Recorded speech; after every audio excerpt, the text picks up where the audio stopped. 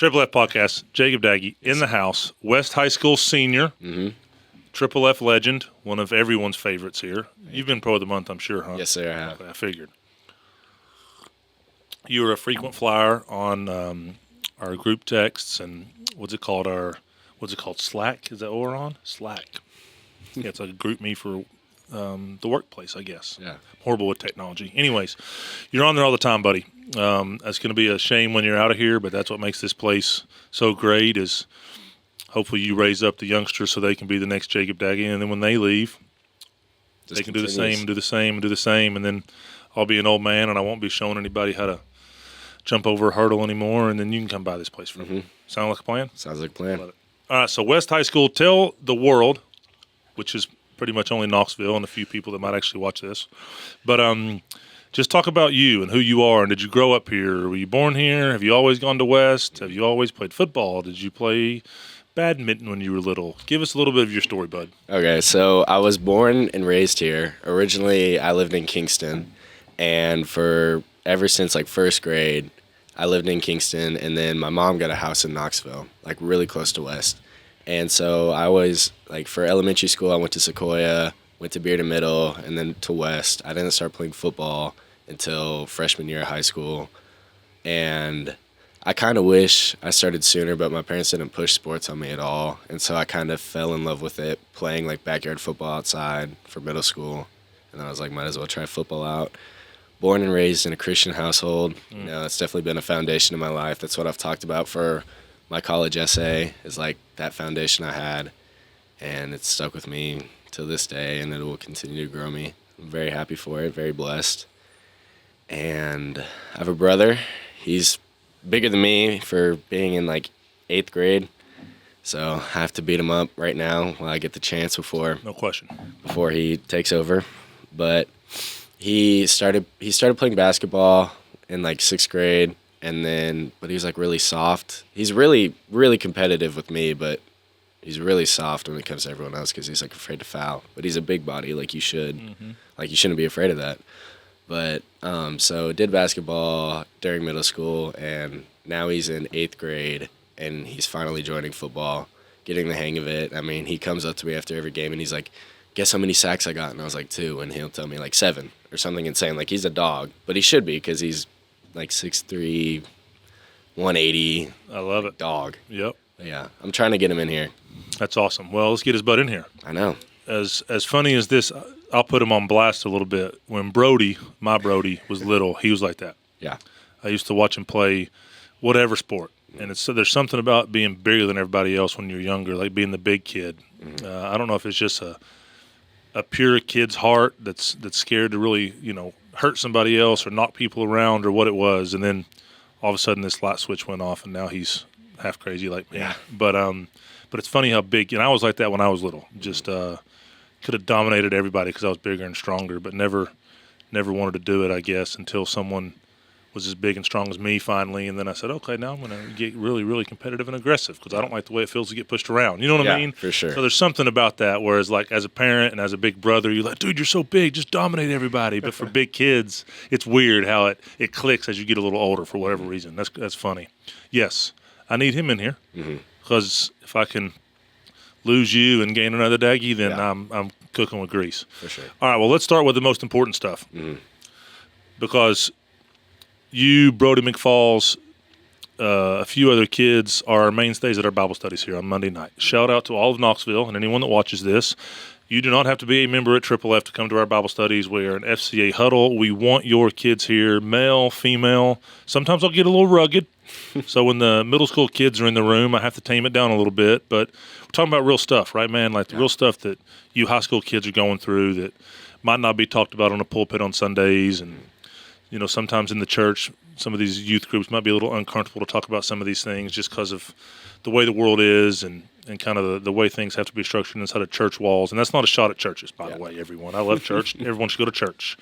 But just trying to get real with you guys and really help you all go into your schools and lead well. And if we can transform our athletes in this town, the whole reason FCA was built, if high school football teams get transformed, schools get transformed. For sure. Nothing against all the basketball and baseball players out there, but you guys don't run the school like the football players do. It just is what it is, especially in the South. Mm-hmm. So get your football playing kids here. We want them here. Let Jacob raise them up before he goes off to college and passes the torch to somebody else. So how appreciative and thankful are you, or do you really think about it at your age, that the foundation was laid for you, that your parents laid for you in your spiritual life? Just talk about that a little bit. When I was younger, I didn't really think much of it. Like, I thought it was normal because all my friends around me were Christian as well. But, like, getting older and meeting more people, and, like, the majority of the people that I meet that aren't Christians is because they weren't raised in a Christian household, and so it's hard for them to pick up something, like, at an age where everything's changing, all these things. And I just think about how grateful I am that I had that foundation laid. And it's like it's became who I was. And with my friends who aren't religious, it's because like majority of it is because they weren't raised in a Christian household. Like, they didn't have those norms that like me and my friends have. It's guardrails, man. Yeah, it's guardrails, and that's one thing that. And not to say that this is why I really started to dive into my Bible or why I started to pray more, but I grew up in a Christian household, and then when I was a little kid, and then my family dynamic changed, and we were hardly ever in church, and I still believed in God, and most of my family, was Christian. My grandparents were always on me about it, but I got away, right? I lost the guardrails. Yeah. Our whole family kind of got different. So, in saying that, in the most formative years of my life, teenage years, I was off the rails. Mm-hmm. And then as I got older, I started kind of looking around at all the men that had lives that I would have wanted to have. They seemed, you never know what's going on behind closed doors. Everybody has their own issues at home, trust me. But the men that had the awesome marriages, and they had been married for 25 years, and they had awesome kids, and then their kids were successful, and they had, financial means, and just the men. Mike Connor, that owns Connor's and the chop houses here around town, he was one of my OGs that I looked up to growing up. The guy hasn't aged in like 100 years. He looks the same as he did when I was a kid. But shout out to Mike Connor. Thank you for being that dude for me. But I started noticing that every man that had a life that I would have wanted was a really strong Christian. Yeah. And I'm like, all right, this can't be a coincidence. Like what is it about God and really submitting to God and really raising your family with Christian values and building that foundation for your kids? And like, why is it so consistent that the men that do this have really healthy families? And it just got me all fired up to really kind of dive in. And it still, stubbed my toe, like I talk to you kids about sometimes. I was a wild man, but it's awesome that your family set that foundation, because I guarantee you, this is not judgmental or a shot. It's just a question, I guess. Mm-hmm. I'm sure those kids that didn't have that foundation are probably making poor decisions on Friday nights after the game than you are. Is that fair? Yes, sir. And it's not their fault. No. You know what I mean? Yeah. That's what sucks. So that's why I asked you, at what point did you realize, man, it's pretty cool that my parents did this for me? Because the more and more scars, right? The more and more scars you have, those kids that don't have that foundation and those guardrails, it's like you just pray for them and hope they get right. For sure. All right, so talk about this. This is what I get on y'all's butt about the most. Mm-hmm. When you have that foundation, and as we talk about a lot, pressure comes with that and responsibility comes with that, because God chose your parents for you. Mm-hmm. So now you have all these teammates and all these friends and all these kids that didn't get that foundation, and they have no guardrails. They're off the rails. Yeah. How, as a teenage boy, when you have your own desires and your own flesh, and you're at an age to where everything is anti-God around you all the time, and you're not perfect. So talk a little bit about maybe if there's a 14-year-old kid watching this, or a 16-year-old, or heck, a 18-year-old that they know that they have those guardrails. Their parents raised them right, but every time they get in the environment, it's like you lay with dogs, you get fleas. Mm-hmm. And it's like it doesn't have to be that way. Like, if you can be around a bunch of people that have fleas, and you can be the light. So have you had moments that maybe you weren't the light, and you look back and you're like, dang, man, I missed an opportunity right there because I had the foundation. Nobody else did, but I could have said something. Or is there an example of a time you've said something? You don't have to call any of your buddies out. Yeah. But any young boys that are watching this, talk a little bit to the boys out there that did have that foundation and do have good looks and athletic ability and a big personality and are confident. Just give them a little bit of advice on what it looks like when you're in those environments to stand up for God. So it's an example that you give all the time, like football locker rooms, like the crazy talks that happen in there. And they're not appropriate. They're about like lustful desires, drugs, all the things. And there's been times where I haven't spoken up, of course. But when I have, because of you, like mentioning it, I'm just like, that's someone's daughter.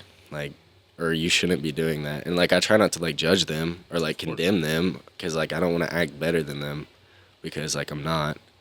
But I just like try to be like chill and like that's not what we're here for. Do you feel like you get pushback or do you feel like they respect you when you do that, or both? I think it's a little bit of both. I think in the moment they push me back, give me a weird look, but like later I've gotten thanked for being like, hey, thanks for controlling me. That's awesome, man. That fires me up. Yeah. Because that's a teenage boy. Like, who you talking to, bro? Don't tell me what to do in front of my friends. Don't embarrass me like that. Or all of us have our little egos. But and that's the thing is, there's a way to call out your buddies. And call out's probably the wrong word. They're because you need them too. By the way, when you're not right, you need them to say, "Hey, bro, remember when you told me we don't do that? Well, hey, you're getting a little out there right now. You know, well, thanks, buddy." So then it becomes this teamwork deal, and then it gets really special. That's how you transform high schools. Seriously, once again, football's important to me. Changed my life, gave my family a pretty cool life. It allowed me to be here, sitting here talking to you. So I believe that in this area especially, which is where this gym is and where the majority of people in my life are currently, if we can change our high school football locker rooms, I think we can change a city. And I'm serious, man. It fires me up. It gets me going. But, yeah, it's like when you say something to a teammate like that, initially it's going to be pushback. For sure. Because you just called them out in front of their boys and challenged them, and all you guys are full of testosterone. But that's cool they've came and thanked you because that shows that they thought about it, and now they'll probably think about it before they say it the next time and the next time and the next time. But if it makes you feel any better, buddy, NFL locker room ain't any different. Yeah. It's a bunch of goofy boys that now all of a sudden they have a bunch of money, and it actually can almost be worse because we should know better. We're adults, you know. So Derek Carr used to stay on me. He'd stay on me. He'd be like, "Bro," I'm like, "I know, I'm sorry, Derek." But you should like guys like me protecting you, you know? He's like, "Yeah, I do, but just come on, man. Your kids are going to pay the price for this one day if you don't get right." And I'm like, I know. So whether it's language or things we watch or whatever, it's just I'm so thankful for him in my life because he was always on me anytime that I didn't represent God because he knew how big of a leader I was and he watched everybody follow me, that he was my guy that would grab me and be like, "Hey, bro, like you're the dude everybody's looking at. Like let's not do that." And I'm so thankful for that because now I get to teach you boys that lesson. I got taught that as a grown man by a man 5 years younger than me. You know what I'm saying? Yeah. So you just never know who's going to be that person that kind of switches up your brain a little bit. Like, listen to me stutter. Been hitting the head a lot, I guess, talking about football. But I'm thankful for Derek for that. And those guys are going to be thankful for you for that. So Derek Carr poured into me, that then poured into you, that now you poured into a friend. Like, that's how it's supposed to work. Yes, sir. And that's awesome. All right, West High School football. Back-to-back state champions. Yes, sir. Are we going for a third one? I think we can. I really do. Our record says that we're not great, but Have you lost any 5A games? no. So that's like Maryville lost to Alcoa last week. Exactly. And it's like, it doesn't matter. Yeah, it sucks. Everybody's crying. I didn't grow up on that side of town. Shout out to Blount County. Well, no offense to Heritage and William Blount. But I grew up in Powell. So the Powell Halls, I don't know how familiar you are with North Knoxville. But Powell Halls is like Farragut Bearden or West Bearden. There's nothing like Maryville Alcoa. Yeah. Around here. It's How crazy. was the game? It's crazy. Maryville had the ball on the 5-yard line with 4 downs, and they couldn't get in. Just stopped Eli Owensby. Is that his name? He made a couple big plays, and, both teams, you know how those big rivalry games are sometimes. It's almost like everybody's trying to lose. Yeah. You know what I mean? That's the way it feels. It's like, good Lord, guys, who's going to finally take this thing over? That's how Bearden was. Bearden West. Yeah. It was the exact same way. Exactly. Right? So the Maryville Alcoa game was very familiar to y'all's Bearden West game. But at the end, Alcoa just stepped up and shut them down, and But once again, Alcoa's 3A, Maryville's 6A.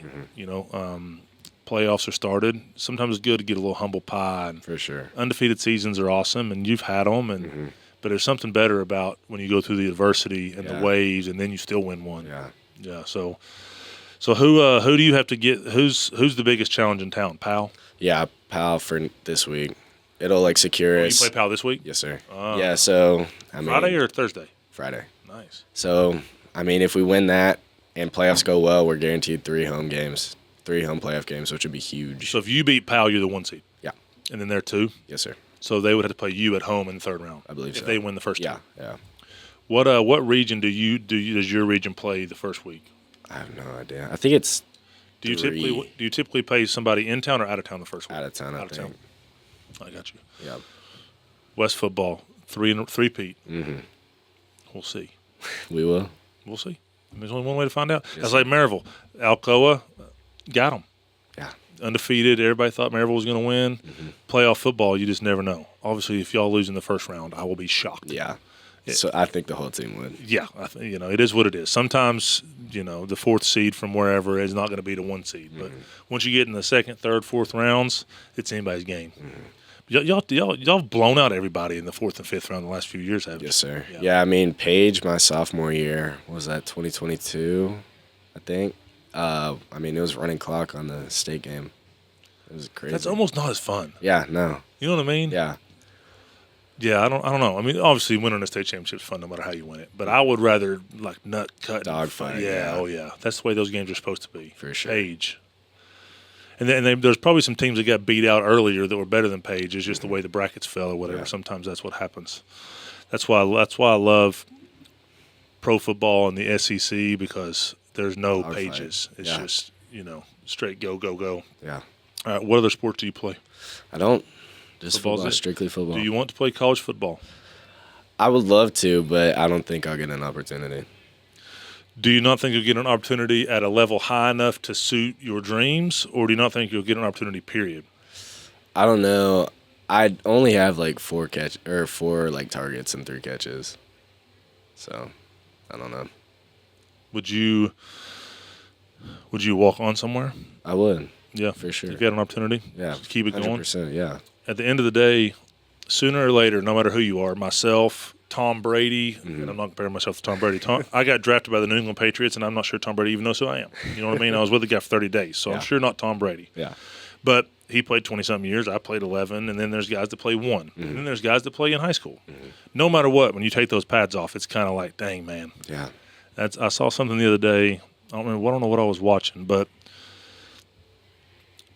if you're a high school basketball player, you can play pickup basketball the rest of your life. If you're a tennis player, you can play golf. If you're baseball, you can join a softball league and drink beer in the parking lot. My buddies do that stuff all the time. But when you take your pads off for the final time, it's over. Yeah. And that's that closure and that kind of foreverness, if that's even a word, is something that I don't think people quite understand. When you go through so much with your buddies, and you and Brody McFall's coming over here for Bible studies, and y'all have done life together. It's just football's different. Yeah. Shout out to the game of football, greatest game ever created. Easily. And when you take those pads off for the last time, the finality, is that a word? I went to Pal. Finality sounds good. Yeah, sounds. Is that a word? Ooh, let's Sounds bring real. Timo over there. There it Yeah, is. Catholic, baby. That's There what it private is. school education gets you right there. Finality. You like that? Love that. Finality sucks. Finality. For me, it was good because I was old and beat up, and I was like, I'm tired of this. But still, the last time I kind of took that buckle off, it's like, dang, man, this is crazy. Yeah. Well, we'll talk about that later. We will talk about that right here. Okay. All right, Lamar Brown, Yes, sir. my guy. Look at you smile. Mm-hmm. And then I don't know if I'm allowed to say the ass to grass. All strength coaches are crazy. They're all wild men, which they should be. That the weight room is the sanctuary of the football team. But when you talk about Lamar Brown, what's the first word, few words, sentences that comes to your mind? I mean, he's emotional. He loves the game. Loves it. He seems to me like, and listen, I'm not going to get into X's and O's and scheme, but so at the high school level, you have 2 options. You can either try to be a guru, or you can just do what you do and do it really well. So like Sean McDermott for the Buffalo Bills, They do what they do on defense. They do it really well, and they do it every week. And then, every once in a while, a guy like Pat Mahomes will do something that exposes. But their deal is, we're going to do what we do. Josh, go outscore them, and we're not going to make mistakes, and we're just going to play really good football. And that's Lamar. And once again, I'm not going to sit here and talk about his defense or what he does, but he does what he does, and he does it consistently. Yeah, he does. And you can tell that the communication is there. Everyone knows where they're supposed to be. They know their assignment. And it seems like a good culture. And how do I put this nicely? A lot of kids, because I will stand on a mountaintop forever that football is the greatest game ever created for the second time on this podcast. It's a shame that there are so many high school kids around the country, not just this town, but everywhere, that don't get poured into with a wonderful culture the only time they ever get to truly play football. Yeah. And Lamar Brown doesn't steal that from you kids. And you should be thankful for that. Nowhere near as much as your Christian foundation from your family, but just as far as your high school football experience, got to be back-to-back state champions with a head coach that's consistent and does things the right way and holds you boys accountable, and there's no jacking around. It's like Derek Hunt always says at Maryville, listen, we're not in the business of running these kids off the football team. Like, teenage boys do stupid things. Yeah. But we're in the business of making sure they understand that there's going to be a consequence, and if it continues, they're going to be gone. And that fear for a boy of losing high school football should be enough to keep them right. And then some coaches let these kids get away with murder. Other coaches are so inconsistent, and their egos are in the way, and they're worried about all the other bull crap than they are the kids and the development of the kids. Lamar Brown's a cool dude. Yeah, he is. He's a different bird now. That's my guy. I went over there and met with him. I don't even know when. And at first, I'm like, golly, does this guy like me? Does he wish I did? Is he just kind of let me come over here? I don't know. But then once you get to talk to him, it's like, no, he's just a different dude. He's just different. You know what I mean? I love dudes like that. Yeah. I love dudes that are just themselves. He's genuine. Yeah. You know what I mean? Easily, yeah. That's awesome. All right. Jacob Daggy. Yes, sir. Kingston, Tennessee. Kingston Redneck. Yes, sir. To Sequoia. There's a little bit of a shift. A little bit. It's like the Rivers that are here, Kingston folks, they own Acme Block and Brick here in town. They just moved to Webb. So it's a little different. That's a big transition. A little different vibe. Wearing their camo into school and, showing up with turkey blood on them and at the hoity-toityville over there. Shout out to Webb. It's not a shot. I'm sure there's a couple rednecks over at Webb. Maybe. For sure. But, yeah, Kingston's a lot different than Sequoia Hills, obviously. Yeah. And Sequoia Hills is the one area that this gym misses. It's the one area, just talk business with you here. You want to hear a little business? I would love to. So essentially, when I decided where I was going to put the gym, if a bomb went off in Knoxville, I wanted all the private schools to get hit first, right? Because it's a for-profit gym, right? Yeah. Even though we do the nonprofit and we do the Bible studies and do all these things, we got to make some money somehow around here. Sure. So Webb, Catholic, CAK, boom, made sense. Hardin Valley, Farragut, everything made sense. Sequoia Hills and West is the one group of money in Knoxville that we miss here because of location. Yeah. And that's why I got a ton of respect for you and Brody and a few of the other. You and Brody are the mainstays, obviously, they're here the most. But our West kids that buy in and get their butts here, and their parents get their butts here, like it's just like this. I was eating the Hippie Bowl. Shout out to Hippie Bowl, so I was late too. But it's just hard to get over here. Yeah. From that side of town when 40's busy, and it's just inconvenient for those folks. So I appreciate you even more making Bible studies and getting here for recovery and pouring into all these young kids and standing up to pray. And you're just a good dude, man. Thank you. You're gonna have a bright future, Thank I'm you. proud as shit of you. Excuse my language. I am. Thank you. It's been a pleasure to have you around. That's for sure. I'm so blessed that I've joined this, and it's changed my life for sure. I love it, man. I love it. What about my man, Bro? Let's give Brody McFalls a shout out. Okay. Tell me about Brody McFalls, the center, Yep. West High School. Center West High School. He told me the other day he was quitting Triple F, and then immediately asked me for a job. He's like, "Hey, I'm done. I quit. But can I work for you?" He's the best. Yeah, he's great. So tell me about Brody. How's Brody in the huddle? Brody in the huddle, he's calm, he's cool, he's easy to crack jokes with. He doesn't get too serious, but he's not too emotional, but sometimes he'll question a lot of the things we're doing. He's a very smart guy in school. He's well behaved. I mean, I think he got like the academic award for our school for like football as a football player. He has like a 4.5 GPA. How's that even possible? I don't understand that. All A's is a 4.0. So how do you have a 4.5? That It's doesn't even make it's like sense the to me. classes you take is like West offers like IB classes, which are like internationally recognized classes. It's like you take the same class here as you do in like China. It's crazy. But like because it's such a high class, it's like weighted differently. So if you get an A, it's a 4.0 plus like the difficulty of the class that adds like one more point, so it's a 5. And so like I have like a 4.4 or like 4.35, something like that. And Brody is taking the hardest courses possible. I mean, even in middle school, he was always taking classes. He was taking high school classes in middle school before. And it's just light work for him. Yeah, I mean, I don't get it. I don't know how he does it. Yeah, it might not even be challenged. I'm sure Catholic has stuff like that, huh, Timo? All these China classes and Yeah. APs, IPs. They don't have those at Pal, I don't think. I'm just guessing. Maybe they did. I just didn't take them. Shout out to Pal. Sorry, sometimes when I throw shots on here, I got to apologize Yeah, to of people. course. But, yeah, Brody McFalls, what a beauty. He is a triple F testimonial. Yeah. When he first got here, I'm like, oh, my God. What am I gonna do with this kid? You know what I mean? Like Yeah. he's telling me he wants to be the starting center at West, and then he just grinded. Yeah. And when you're a bigger kid, that's what like for you, things come like Brody. You don't understand how he takes all these classes. It comes easy to him. No, he has to work. He doesn't just walk in there and jack around and get it at 4.5. For sure. But that comes so much easier to him than it might to 99% of the world, myself included. Yeah.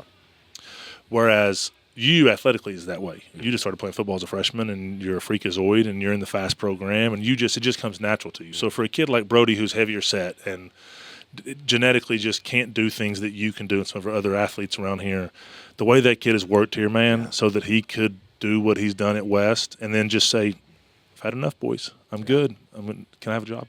It was awesome. It was awesome. Yeah. But that's one thing sometimes. Being too smart can be a problem because other people annoy you. And that's what I can see with Brody is him sometimes just being like looking at people sideways, just like, hey, bro, they're not as smart as you. Like, you can't expect them to be on your level. Just relax. You know what I mean?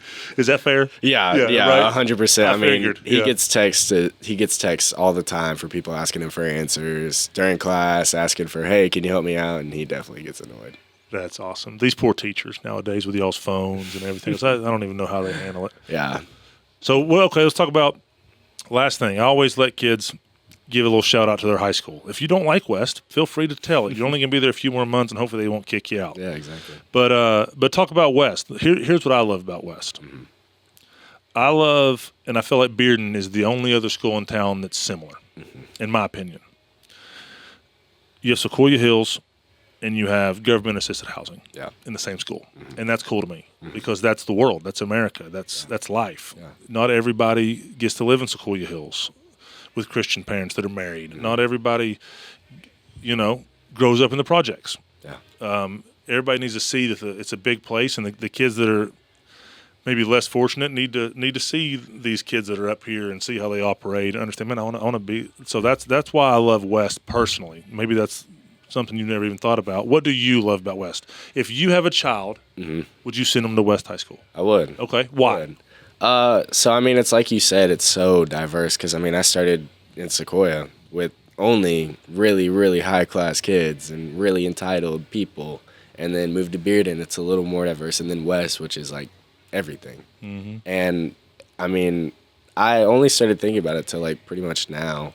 Like, I'm very grateful to be able to make so many friends from so many different places in life and, like, in the world. And I'm really grateful for the teachers and the education because, like, it has that IB like thing with it. Like, it's a higher education. And my friends always tell me that West is terrible at education. I'm like, you don't understand. Like, but they're saying things they don't even understand. Yeah, exactly. They don't understand. And I'm like, well, no school around here offers that program. Well, here's the thing. So I'll give you another little bit of education here. Okay. So schools get ranked based off of their GPA, right? So there's certain schools out there that maybe they'll give kids a little bit better grades than they deserve because guess what? That makes the school look Makes the better. school It look makes better. teachers look better. Yeah. All right. So when you look at a school like Farragut, it's not diverse. The grades are higher. Yeah. That doesn't mean that they offer a higher curriculum and a better opportunity than West. Maybe they do. I don't know. It just means they have more affluent kids from better backgrounds that do better in school. Yeah. So their GPA is higher. That doesn't mean that Farragut's awesome and West sucks. Yeah. That means that West is diverse and they have kids with low resources that have never had a tutor in their life. They've been pushed through the system and now they're in high school and their GPA's a 1.75 and they're trying as hard as they can try, and the 4.5, Brody's and you kind of bring it into the middle, and then Farragut sits above you. So all Farragut kids want to talk trash. That's the way it works. And this is, once again, not a shutout against Farragut to everyone out there in Farragut. I'll be over at Farragut tomorrow night. Nice. Little triple F tent, little Halloween. Nice. I'd say Farragut has a chance against Maryville. But we'll see how that goes. Poor Jeff Courtney. Shout out to my man Jeff taking over for his dad. They're struggling. He's going to hopefully get it built back. He's a good dude. The Courtney family are legends. Mm-hmm. Eddie Courtney, he's like Lamar, just a legend. So I hope Jeff gets it going. But I'd say they're going to struggle tomorrow night. A little Halloween butt whipping. The last game of the year probably won't be very pleasant for them. No. But yeah, that's how the whole school thing works. So it's cool for you to let people know, like, no, man, like, yeah, sure, when you see these rankings come out, the school, because Maryville's way up there too, now that we're over on that side of town. You see these rankings come out, that doesn't mean that they have the best opportunities and the most culture and the most diversity and the most real-world things. That's why I love the NFL. Because I have some of the dearest friends that look nothing like me. They're as black as these things that are supposed to keep the sound out. I don't know if they actually work. Probably should have painted the wall black behind them. See, you live and learn. Yeah, Next podcast room we do, there's a water heater back there. We're just thugging it out, man. Yeah, We're going to get better. We're going to grow. Yeah, all right. Next podcast, John, maybe we'll actually have some AC instead of a broken fan that Timo kicked over. But I have some of the dearest friends in the world that are not the same color as me. They were raised nothing like me, and we're brothers. Yeah. I mean, they're like, they would have never dreamed of being friends with a white redneck from Powell, Tennessee when they were 12. Yeah. You know what I mean? Yeah. But you start getting everyone together in the same room and on a team, football-wise. Then you start to realize, man, we're all God's kids, and there's only one gate into heaven, and man, this guy's actually a lot like me. He just got raised different, but we think the same way. We believe in the same things. Like, and by the way, I would do anything in the world for him. And we would have never been boys without the game of football and West High School. And so that's what I see at West. It reminds me of that NFL locker room vibe I was in when I see y'all's team, which fires me up. Yeah. Sequoia yuppies with the West Side boys that have been, they live a little different life. Yeah. And then they all get on one team, and that's cool to me. I like that because that's all I know from playing pro ball for so long. Not many rich white kids, though, but you know what I mean. All right, anything you would like to talk about, shout out, let the world know before we break? I mean, again, with Lamar Brown and how he, really cares about his guys, he has a guest speaker come in every Monday, and I don't know how much time he takes to make these speeches for us, but it is life-changing. And he put us all on a group me, so it's a group me with 150 people, all the coaches included, all players, and I'll show it to you, but the stuff he gives us is life-changing. And I don't think any high school is doing that. Because, of course, football helps you. It translates really well to the real world, but, this is teaching us, how to be, men. True men. And, I can't imagine a high school doing that. And Coach Brown, every single day for, advisory, that 45 minutes of whatever, we're all the football players are called up to go to the field house, and Mondays with Ted, the guest speaker, Tuesdays film, Wednesdays Coach Brown giving us a talk, Thursdays Coach Brown again, it's a real world example and applying it to football and then applying it to life. It's super, super cool, and I'm really grateful for that. See, man, it makes my blood boil when I see it done differently. Yeah. because when you're making millions of dollars or whatever, and you're playing pro sports, like these NFL owners, they got it all figured out. They know as much about football as my wife does, but they got billions of dollars and they hire people and whatever. We're all grown men. So bad cultures at that level sucks, but you're getting paid a lot of money and whatever. When you're talking about high school kids and young boys who need, because you're going to tune your dad out sometimes. My kids tune me out, and it's not that you're just ignoring us or disrespecting us. It's just that you've heard us say the same things over and over and over and over. So high school football coaches, man, it's not about football. It's about life. Yeah. And it makes me hot to see it done differently and to see it done the wrong way. I'm sorry, it's wrong. Yeah. It's wrong to not prioritize your long-term growth as a young man over winning a football game. That is wrong. At the top, when you're getting paid, whatever, maybe it's a little bit different. We can agree to disagree or whatever. But these high school coaches, man, like dudes like him, it gave me chill bumps. Yeah. Because he's changing a community, he's changing your life, which therefore is going to change your kid's life, which therefore trickles on forever from Lamar Brown, a high school football coach in Knoxville, Tennessee, that no one in the world knows his name outside of this town. And I think he came from the country too. He was like in Morristown somewhere. So, and that dude, how many people is he impacting? How many kids' lives is he impacting that haven't even been born yet? That's what it's about. Shout out to Lamar Brown, man. Give him a hug next time I see him. Just give him a big shout. That's from Lee Smith for being a badass man and pouring into these kids and doing things the right way. It'll be like, what the heck are you talking about? I haven't talked to that guy in a year.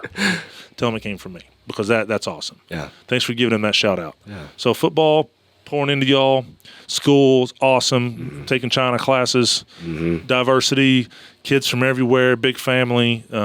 Shout out to Wes, man. Shout out to Jacob Daggy. Seriously. I love you, dude, and I'm proud of you, and I'm excited to see where your life goes. Thank you. This is the Triple F podcast, but we'll give a little hut. Hut? My man.